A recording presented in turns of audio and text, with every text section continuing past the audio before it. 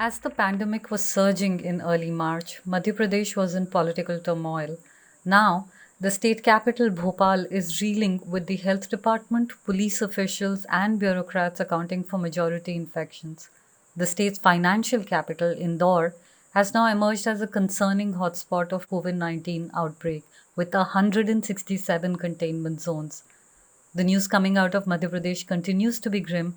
On April 21st, I spoke to Dr. Anand Rai, a medical officer working with the state's COVID response team, about the deteriorating situation in the city.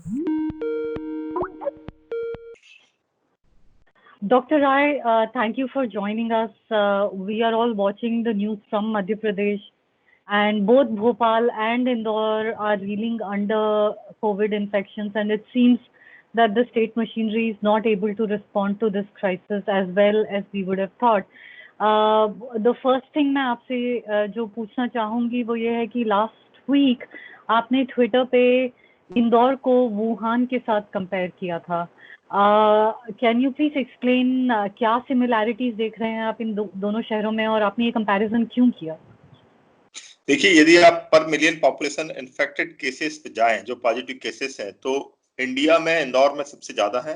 It's more than 300 पर million population. और यदि आप fertility rate पे जाएं तो यहाँ fertility rate जो है मोर देन 6% है. इस तरीके से आप देखेंगे कि इंडिया में जो टॉप सिटीज हैं जो इस समय कोविड से इन्फेक्टेड है, उसमें इंदौर सबसे ऊपर है. इसलिए मैंने वुहान से तुलना की थी इंदौर की. और सबसे बड़ी बात यह कि मैं चाहता था कि वुहान की तुलना करने के बाद हो सकता है प्रधानमंत्री नरेंद्र मोदी या केंद्र सरकार का फोकस इस शहर पे जाए, क्योंकि जब तक आप जो पॉकेट्स हैं, जो एपी सेंटर हैं, जब तक आप उनको कंट्रोल नहीं करेंगे तब तक इस देश से कोरोना जाने वाला नहीं है. आपने इंदौर में आप लॉकडाउन की जो स्थिति है उसका थोड़ा हमें एक्सप्लेनेशन देंगे कि ये जो न्यू नॉर्मल है उसमें लोग रह कैसे रहे हैं, किस तरह से इम्प्लीमेंट किया जा रहा है ये शहर में? देखिए, इंदौर की जनता लॉकडाउन के लिए तैयार नहीं थी. उनको ये नहीं पता चल रहा था कि हम एक महामारी के कारण हमको घर के अंदर रहना है. तो जो लोग हैं जो स्लम्स में रहते हैं, वो जब पुलिस आती थी तो अपने घरों के अंदर चले जाते थे. जैसे ही पुलिस जाती थी वो दोबारा गलियों में सड़क पे जाते थे. ये जो इंदौर शहर है बड़ा उत्सव धर्मी शहर है. मतलब ये कोई बहाना नहीं छोड़ता है एंजॉय करने का या अपने उत्सव बनाने का. आप देखिए कि होली के 5 दिन बाद यहाँ रंग पंचमी एक त्योहार होता है. तो रंग पंचमी के दिन करीब 5,000 से ज्यादा लोग 14 मार्च को राजबाड़े पर पहुंच गए थे. जबकि इंदौर में जो है 5 मार्च के आसपास 2 सस्पेक्टेड केस थे जिनको एडमिट किया था. एक इटली की युवती थी और एक दुबई से एक आया था ट्रेवलर. उसके पहले 31 जनवरी को भी यहाँ 2 स्टूडेंट्स को हमने एडमिट किया था. सस्पेक्टेड थे जो वुहान से एमबीबीएस कर रहे थे, वहां से आए थे. तो ऐसा नहीं है कि यहाँ पर कोरोना नहीं आया था, कोरोना आ चुका था. और कई सारे लोग जिनकी ट्रेवल हिस्ट्री थी, जो हो सकता है एसिम्प्टोमेटिक कैरियर हो, वो लोग इंदौर में आ चुके थे. तो उसके बाद जिस तरीके से यहाँ गैदरिंग हुई, क्राउड्स हुआ, तो वो कहीं ना कहीं एक रीजन है इंदौर में संक्रमण फैलने का. पिछले कुछ हफ्ते में कई ऐसे केसेस आए हैं जिसमें जो स्टेट मशीनरी के लोग हैं, जो हेल्थ डिपार्टमेंट में हैं या पुलिस ऑफिशियल्स हैं या खुद आईएएस ऑफिसर्स हैं, वो बीमार पड़े हैं. आप मुझे बता रहे थे पहले कि इसी हफ्ते एक एसएचओ की डेथ हुई और एक डॉक्टर की डेथ हुई है इंदौर में. Could you take us through how heartbreaking the stories are? जो ये लोग जो है फ्रंट लाइन में हैं इंडिया के कोविड रिस्पांस के, सबसे ज्यादा आज की तारीख में एमपी में यही अफेक्टेड हैं. देखिए, 2 डॉक्टर्स के इंदौर में डेथ हो चुकी है और 2 एसएचओ की डेथ हुई है. करीब 90 से ज्यादा ऑफिसर जो हेल्थ डिपार्टमेंट के थे वो कोरोना पॉजिटिव हैं और भोपाल के थे. और इंदौर में भी करीब हेल्थ से जुड़े हुए 10 से ज्यादा लोग कोविड पॉजिटिव हैं. तो ये दिखाता है कि जो कोरोना है उसमें उन लोगों को रिस्क ज्यादा है जो फ्रंटलाइन में रहकर काम कर रहे हैं. लोगों को ये समझना होगा कि लोग अपनी जान पर खेलकर आपके लिए लगे हुए हैं, लेकिन फिर भी अल्टीमेटली ये जो डिसीज है इसमें जो 99% जो रोल है वो पब्लिक का है कि पब्लिक को अपनी घरों में रहना है, पब्लिक को अपनी जो आवश्यकता है, उनकी जो एसेंशियलिटी है उनको सीमित रखना है. इंदौर में करीब 167 कंटेनमेंट एरियाज हैं. 915 पॉजिटिव लोगों के साथ हम इस शहर में रह रहे हैं. 52 से ज्यादा लोगों की मौत हो चुकी है. तो यहाँ कंडीशन बहुत सीवियर है. सेंट्रल गवर्नमेंट को कंटिन्यूस पूरा विजिलेंस रखना पड़ेगा इस शहर में. उतनी अच्छी फैसिलिटीज भी हमारे पास नहीं है, वेंटिलेटर्स भी उतने नहीं है। मुझे लगता है मुश्किल से 50 वेंटिलेटर पूरे शहर में होंगे। फिर भी हम लोगों ने हॉस्पिटल्स को 3 कैटेगरी में बांटा है। रेड कैटेगरी जहां कोविड पॉजिटिव जाते हैं, येलो कैटेगरी जहां हम सस्पेक्ट्स को रखते हैं, और ग्रीन कैटेगरी जहां पर आम मरीज जाते हैं। लेकिन देखा ये गया है कि जो ग्रीन कैटेगरी के प्राइवेट हॉस्पिटल से, नर्सिंग होम से, मैटरनिटी होम से, वो लोग अच्छे से काम नहीं कर रहे, वहां पर डॉक्टर्स नहीं पहुंच रहे, वहां का पैरामेडिकल स्टाफ नहीं पहुंच रहा है। तो कई मरीज दहशत में मर गए यहाँ, जो खासकर ऐसे एरिया जहां पर कोरोना ज्यादा था। तो जब उनको कोई दूसरी बीमारी हुई, जैसे अटैक आया या उनका ब्लड प्रेशर बढ़ा, तो जब वो हॉस्पिटल्स के उन्होंने चक्कर काटे तो डर के मारे, दहशत के मारे वो मौत हुई। यदि हम आंकड़े निकालें पिछले महीने से इस महीने को यदि हम कंपेयर करें, तो करीब 5 गुना ज्यादा मौतें हुई हैं, लेकिन वो रिकॉर्ड पे नहीं है, क्योंकि टेस्टिंग ही नहीं की जा रही है। यदि आप टेस्टिंग नहीं करेंगे तो आप कैसे कह सकते हैं कि वो कोविड पॉजिटिव है। और कई बार तो ऐसा देखने में आया है कि 8 से 10 दिन टेस्ट रिपोर्ट में लग जाता है, तब तक वो आदमी की डेथ हो जाती है। यदि डेथ हो रही है, उसके बाद उसके जो परिजन है उसको हमको क्वारंटाइन करना है।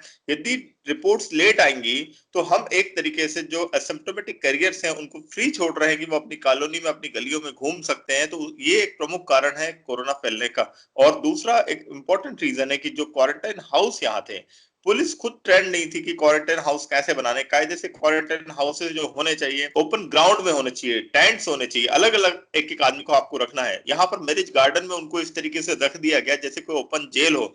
जब नमाज पढ़ने के लिए वो आ जाते थे, खाना खाने के लिए साथ में जाते थे, अब तो दूसरे समुदाय में भी लोगों को हो रहा है। तो लोगों को ये समझना होगा कि क्वारंटाइन किस तरीके से रहना है। तो एक साथ क्वारंटाइन में जैसे 10-10, 20-20 लोग पॉजिटिव आए, तो इस कारण यहाँ पर जो है बहुत ज्यादा केसेस बढ़े हैं। ये जो कुछ पॉलिसीज ढंग से नहीं इम्प्लीमेंट हो पा रही हैं, उसकी वजह से ज्यादा केसेस बढ़ रहे हैं, ये जो आप बता रहे हैं, this takes me back to March के एंड में, जब एमपी में पॉलिटिकल टर्मोइल था, एक इलेक्टेड गवर्नमेंट को टॉपल किया गया और बीजेपी ने अपनी गवर्नमेंट चीफ मिनिस्टर को स्वेर इन किया। सरकार की गैर मौजूदगी जो है इस दौरान, उसका क्या असर रहा है, ये जो केसेस बढ़े हैं इस पर? एक ये बड़ा इंपॉर्टेंट रोल होता है। जब initially first week of March में जब केसेस आए, तो हम लोगों ने इसको गंभीरता से लिया, उनकी रिपोर्ट्स पुणे भेजी, और लॉकडाउन तो नहीं किया, लेकिन मॉल सारे बंद कर दिए थे, स्कूल सारे बंद कर दिए थे, जो बड़ी पब्लिक गैदरिंग है वो बंद कर दी थी। लेकिन जब असेंबली को सस्पेंड किया यहाँ स्पीकर ने, तो भारतीय जनता पार्टी ने उसका मजाक उड़ाया कि ये कोरोना नहीं है, डरोना है, आपको डर लग रहा है। पूरी के पूरे 22 से ज्यादा एमएलए, हमारा जो हेल्थ मिनिस्टर है उसको अगवा करके बेंगलोर ले जाया गया। जब उसको यहाँ मीटिंग्स लेनी थी प्रिंसिपल सेक्रेटरी की और हेल्थ डिपार्टमेंट को मॉनिटर करना था, उस समय वो रिसोर्ट्स में मस्ती कर रहे थे और उनको सत्ता की चाहत थी।